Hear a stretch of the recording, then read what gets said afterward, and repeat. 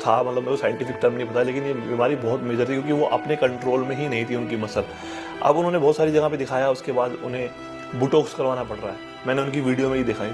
तो मुझे ना आज से 2009 में जब मुझे ये इंजरी हुई थी, उस टाइम पे ना तो इतनी साइंस थी, ना इतनी वीडियोस हुआ करती थी, ना इतने जिम में अवेयर थे लोग। तो मुझे एक मेजर इशू हुआ था, जैसे जो की मैं बात कर रहा था, मैंने पहले बहुत सारी वीडियो में बताया कि मेरी ये जो लाइन है ये कटी हुई है आधा इंच, और मेरा जो सर्जरी है वो बहुत बड़ी हुई थी, एक आंख और मेरा एक हिस्सा पैरालाइज भी हो गया। अब सपोज करो मैं 18 साल का हूँ और 18 साल से कुछ ऊपर हूँ और बिल्कुल हैंडसम स्मार्ट अपने आप को समझता हूँ, फिजिक बहुत अच्छी है, मेंटली बहुत स्ट्रांग हूँ, खूबसूरत लगता हूँ अपने आप में, और बहुत सारी चीज़ें करने की मैंने उम्मीद रखी थी।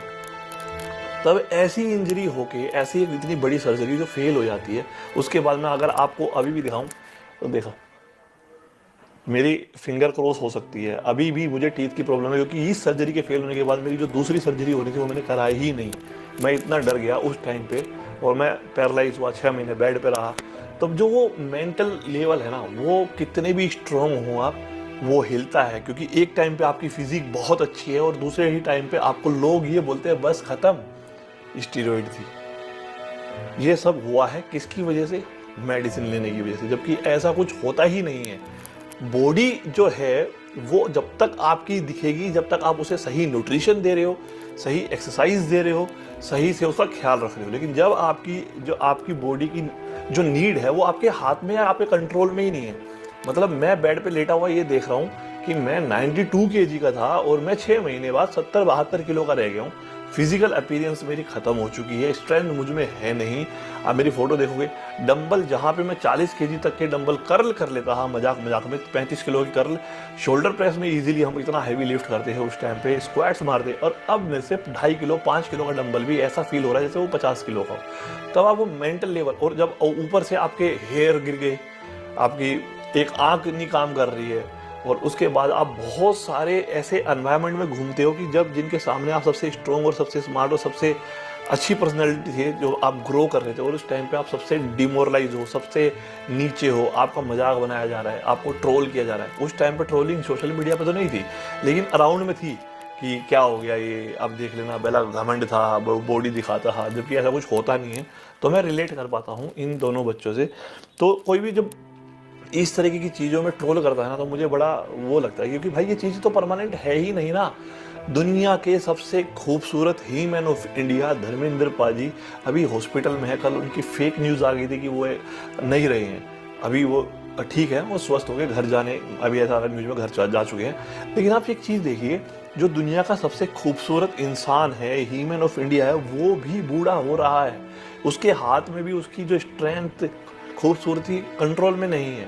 तो जो चीज़ अपने हाथ में ही नहीं है उसके लिए दूसरे को ट्रोल करना और उसी के लिए आप मजाक बनाना, वो गलत है। क्योंकि सेल तो हमारी बॉडी का रोज मर रहे हैं, हम बस उन्हें सही करने की कोशिश करते हैं। अभी पीछे हमारे वीर वीरेंद्र घुमन जी नहीं रहे, तो उनके ऊपर भी बहुत सारे लोगों ने ऑब्जेक्शन उठाए कि ये था, वो था, ये यूज़ करते हैं, वो यूज़ करते हैं। अभी हमारे बीच में एक बहुत ही फेमस इन्फ्लुएंसर को भी कार्डियक अरेस्ट आया है, जो बाहर गए हुए थे, अनन्या सूद। तो ये चीज़ अपने हाथ में है ही नहीं।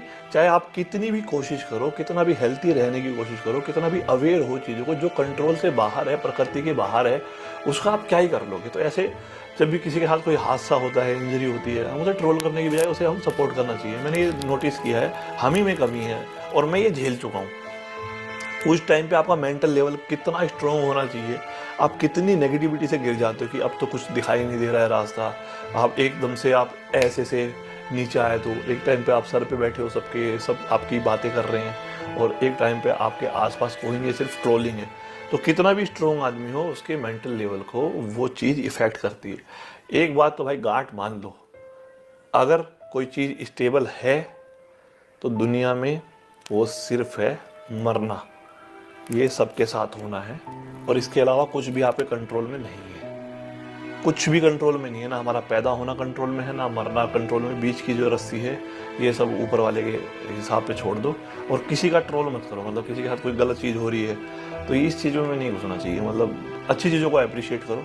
और मामा मेंटेलिटी की हम बात कर रहे थे, तो भाई ये बहुत फेमस एथलीट, कोबे ब्रांड की एक बुक भी है, और उन्होंने बहुत अपनी लाइफ में इस चीज़ को मतलब एग्रेसिवली फॉलो किया है। और मैं भी बहुत बिलीव करता हूँ इसमें कि आपको ऑब्सेशन होना चाहिए, छोटी छोटी चेंजेस में आपको मेहनत करनी चाहिए, फियरलेसनेस होनी चाहिए। भाई मुझे नहीं पता मैंने कितना अचीव किया नहीं किया, लेकिन एक चीज़ जो मेरे अंदर थी, जब मैं इतनी मेजर सर्जरी के बाद जब मैं पैरालाइज हो गया हूँ, मेरा फेस ऐसा काम नहीं कर रहा है, उसके बाद भी मैंने 7 दिन के बाद, 7 से 8 दिन के बाद, एग्जैक्ट मुझे टाइम याद नहीं है, दिल्ली पुलिस का फिजिकल 1600 मीटर यानी कि 1 मील का होता है 5 मिनट 45 सेकंड में, और मैं उस रस्सी पे जाके बेहोश हुआ हूँ। मतलब मैंने पूरा पार किया और उस रस्सी पे जाके मैं बेहोश हुआ हूँ। इतना स्ट्रॉन्ग मेंटलिटी का हूँ, और ऐसा ही होना चाहिए। जो चीज़ आपके बस में है सिर्फ आप वही कर सकते हो। तो आज की वीडियो का मकसद मेरा ये था कि मैं बहुत सारी चीज़ें देख रहा कि एक ही चीज़ से जोड़ते हैं। इंजरी आपके हाथ में नहीं है भाई। अगर आप स्पोर्ट्स में हो तो ऊपर नीचे आपकी हेल्थ होगी।